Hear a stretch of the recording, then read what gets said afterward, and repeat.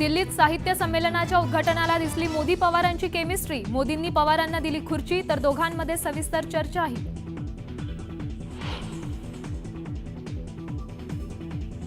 छावा चित्रपटाचे दिग्दर्शक लक्ष्मण उत्तेकरांविरोधात देशद्रोहाचा गुन्हा दाखल करा। राजेश शिर्के घराण्याची बदनामी केल्याचा आरोप। पुणे पोलीस आयुक्तांना निवेदन।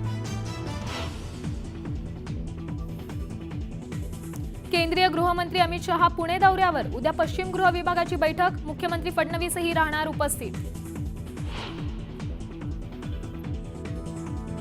पुण्यात गुंड गजा मारण्याच्या टोळीकडून मंत्री मोहोळांच्या कर्मचाऱ्याला बेदम मारहाण। 3 अटकेत तर 1 आरोपी फरार। आरोपींमध्ये गजा मारण्याच्या भाच्याचाही समावेश असल्याची माहिती।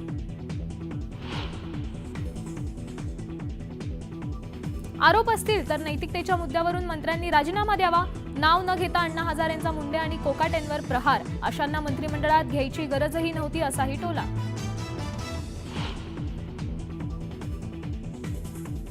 यवतमाळच्या महागाव इथं परीक्षेच्या पहिल्याच दिवशी 10वीच्या मराठीचा पेपर फुटलाय तर जालन्यासह येवला आणि जळगावातही कॉपीमुक्त अभियानाचा फज्जा।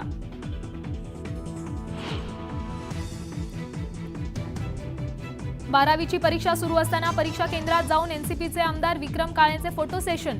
फोटो सोशल मीडियावरही केले व्हायरल।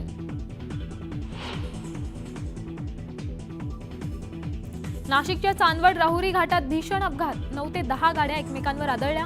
5 ते 6 जणांचा मृत्यू झाल्याची भीती।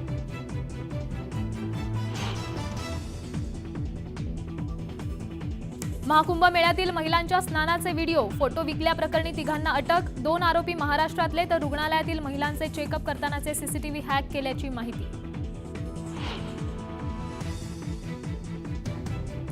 बीबीसीडब्ल्यूएस इंडिया न्यूज इन्स्टिट्यूटवर ईडीची मोठी कारवाई। ईडीनं ठोठावला 3 कोटी 44 लाखांचा दंड।